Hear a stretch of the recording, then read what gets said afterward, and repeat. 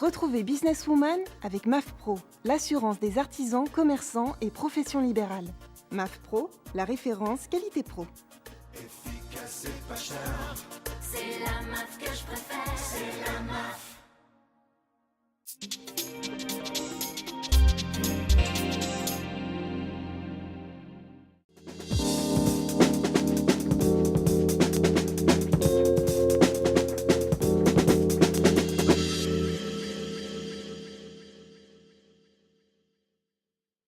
Bonjour et bienvenue sur le plateau de Businesswoman, le rendez-vous dédié à l'entrepreneuriat au féminin qui s'intéresse aujourd'hui à ce qui caractérise tout particulièrement la France, l'artisanat.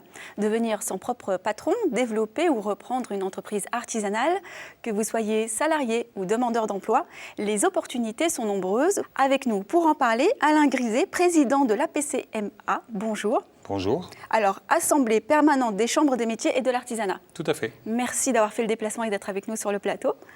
Également avec nous, Sangeeta Tripathi, c'est ça? Bonjour, c'est ça. Bonjour. Plutôt atypique, mais très original comme prénom. Oui, je suis à moitié indienne, donc c'est un prénom et un nom indien. Merci d'être avec nous également. Alors, un palmarès incroyable. Hein. Vous avez été plutôt membre de l'équipe de France d'escrime de 91 à 2004, championne d'Europe en 94, championne du monde en 98. Mais on est là pour parler de toute autre chose, puisque l'émission, vous l'avez compris, est consacrée à l'artisanat, puisque vous avez fait le grand écart. Et aujourd'hui, vous êtes à la tête d'une entreprise rue de l'Étoile. Oui. Deux petits mots, s'il vous plaît, au sujet. Alors, c'est une pâtisserie qui s'adresse particulièrement aux professionnels des métiers de bouche qui ne font pas eux-mêmes leur pâtisserie. Donc, j'offre un service de sous-traitance. Mais je m'adresse aussi aux particuliers et aux entreprises qui souhaitent, par exemple, faire un petit buffet pour un événement particulier. Alors, la première question, évidemment, qui nous brûle les lèvres, pourquoi cette initiative? Pourquoi avoir sauté le grand pas vers la pâtisserie? Bon, parce que quand on est athlète, de toute façon, à un moment, ça s'arrête, donc il faut faire autre chose. Et puis, deuxièmement, parce que c'est une vraie vocation, donc je n'ai pas d'autres explications. J'ai pris un chemin tortueux pour y arriver, mais je suis arrivée à ce que je voulais faire, devenir pâtissière. Bon, c'est tout à votre honneur. Alain Griset, j'imagine que c'est le genre de discours que vous aimez entendre? Non seulement j'aime l'entendre, mais en plus il correspond bien à une grande tendance qu'on ressent très fort dans l'artisanat, c'est le fait d'avoir des hommes et des femmes qui ont envie de faire un métier qui est celui qu'ils choisissent et dans lequel ils se retrouvent et dans lequel ils forment un projet de vie personnel et professionnel. Et donc aujourd'hui, l'artisanat offre à ces hommes et à ces femmes cette perspective et cette possibilité. Alors, comment se porte la première entreprise de France? Bon, très clairement, 2013 et le début de l'année 2014 ont été difficiles. Les artisans sont dans le monde économique, sur les territoires, et à partir du moment où l'économie est compliquée, où l'activité est réduite, les artisans subissent les conséquences. Néanmoins, globalement, c'est un secteur qui continue à progresser en termes de nombre d'entreprises, avec des chiffres d'affaires qui malheureusement se sont rétrécis et les marges qui ont beaucoup diminué. Mais aujourd'hui, on espère naturellement que si tant est que la reprise commence, l'artisanat puisse en bénéficier rapidement. C'est propre un petit peu à tous les secteurs. De toute façon, la petite baisse, on ne va pas dire que c'est propre à l'artisanat de manière générale. Non, pas du tout. En plus, notre secteur n'est jamais impacté en premier lorsqu'il y a des mouvements importants de société.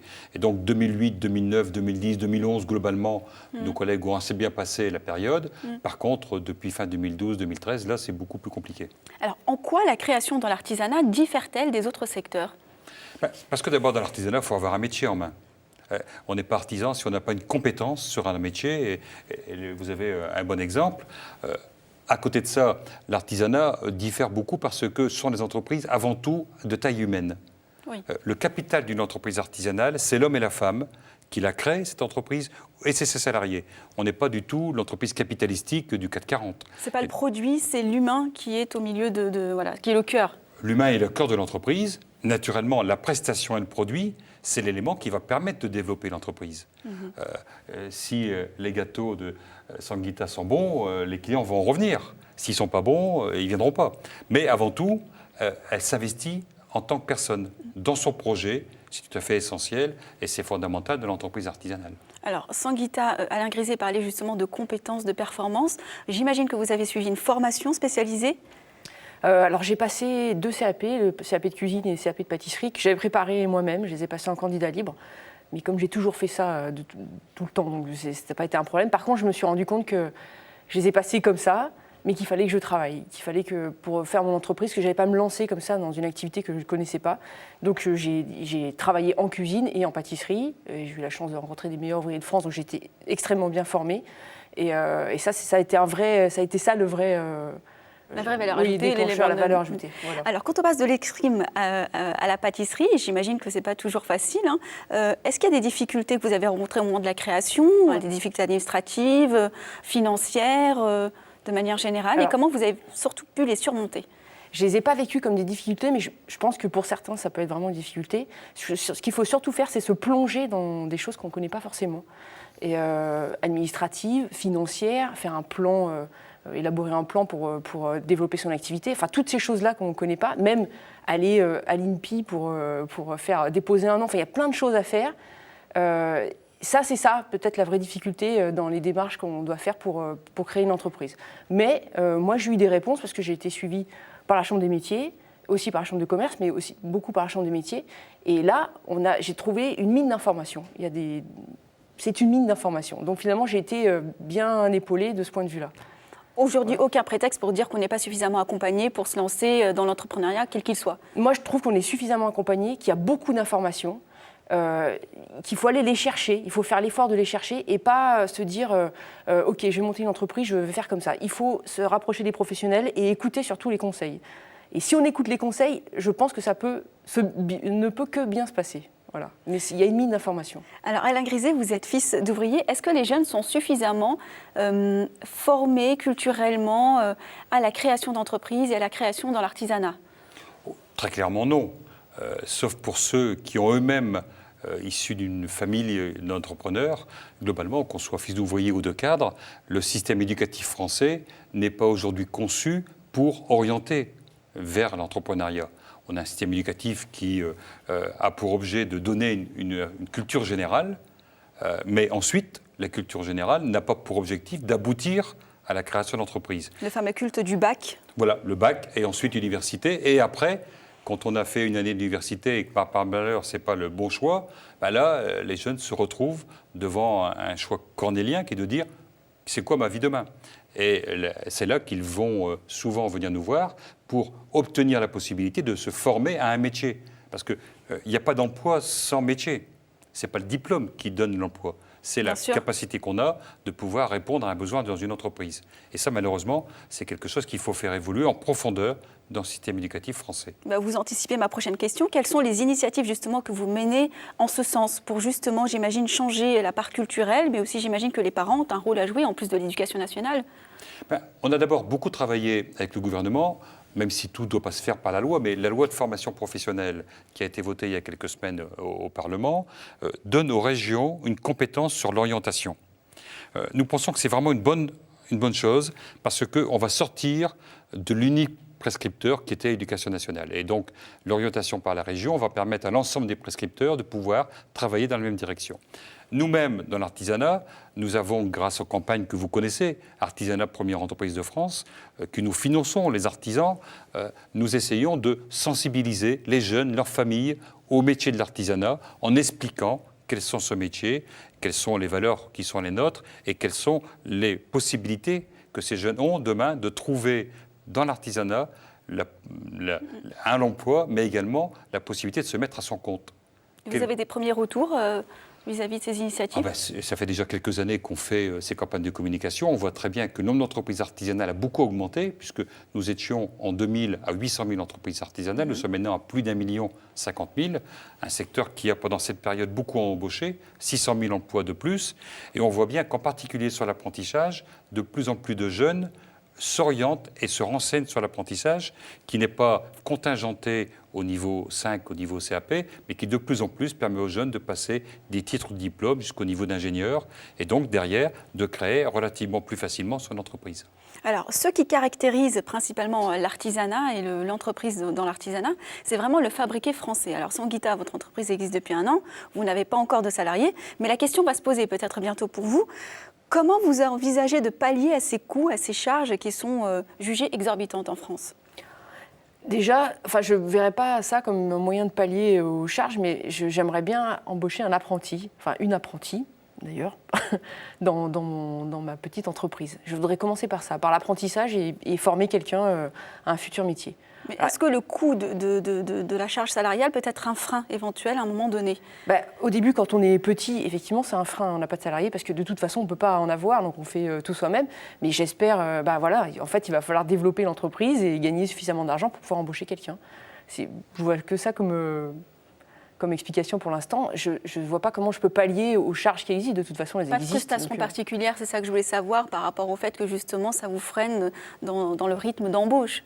Non, j'en ai pas. Je rêve de pouvoir embaucher quelqu'un. Voilà, j'espère vraiment pouvoir le faire vite. Et puis de toute façon, même s'il y a beaucoup de charges, qu'est-ce que je peux... Est-ce qu'on peut rien y faire, c'est vrai ? Si.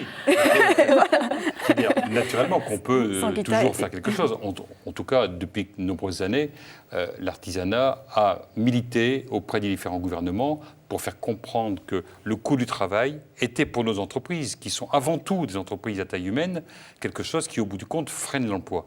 On sait bien que dans notre secteur, et donc l'économie. Naturellement, dans notre secteur, il y a des emplois en nombre importants qui peuvent se créer à la condition que l'environnement global de l'entreprise s'améliore. Quand je parle de l'environnement, c'est naturellement le coût du travail, sans aucun doute, mais c'est aussi la complexité de l'embauche et la complexité du code du travail et des formalités qui sont liées à ça. Moi, je suis heureux de voir que depuis quelque temps, le gouvernement, Manuel Valls l'a redit dans sa déclaration de politique générale, envisage très sérieusement de baisser les charges sociales, en particulier pour les entreprises artisanales. C'est une bonne décision. Et en parallèle, vous avez entendu hier les mesures annoncées de simplification. Et donc, simplification et baisse du coût du travail, mise en œuvre, sans aucun doute de l'artisanat, permettra à des entreprises, à Sanguita et à beaucoup d'autres, de pouvoir embaucher plus rapidement et donc derrière de créer de la croissance. Alors, parmi les mesures que vous défendez, il y a aussi le IRL. Où est-ce que vous en êtes de cette initiative ? D'abord, le IRL, entreprise individuelle à responsabilité limitée. Oui, on le rappelle. Oui. Nous avons plusieurs choses. D'abord, aujourd'hui, il y a 5 statuts différents pour être entrepreneur individuel. Il faut simplifier. Et nous militons pour qu'il n'y en ait qu'un seul. On choisit ou la société ou l'entreprise individuelle, mais le choix est de l'un ou de l'autre. Deuxième chose, il faut absolument que les pouvoirs publics comprennent qu'un entrepreneur individuel ne peut pas créer son entreprise et tout prendre des risques, même dans sa vie personnelle. Et donc la séparation des biens personnels et professionnels pour l'entrepreneur individuel est fondamentale. Et puis troisième chose, il faut que l'entrepreneur individuel soit taxé en termes d'impôts et de cotisations sociales sur son revenu et non pas sur le bénéfice. Sinon, il n'a pas la possibilité de pouvoir investir.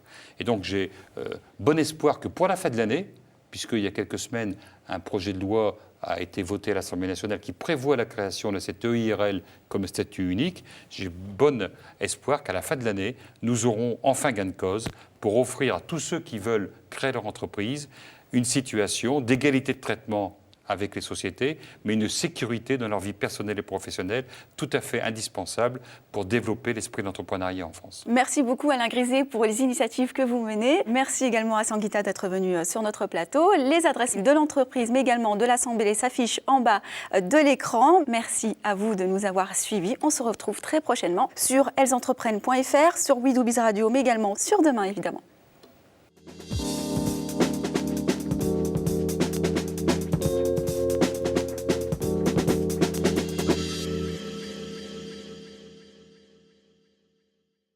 Businesswoman vous a été présenté par MAF Pro, l'assurance des professionnels depuis plus de 60 ans.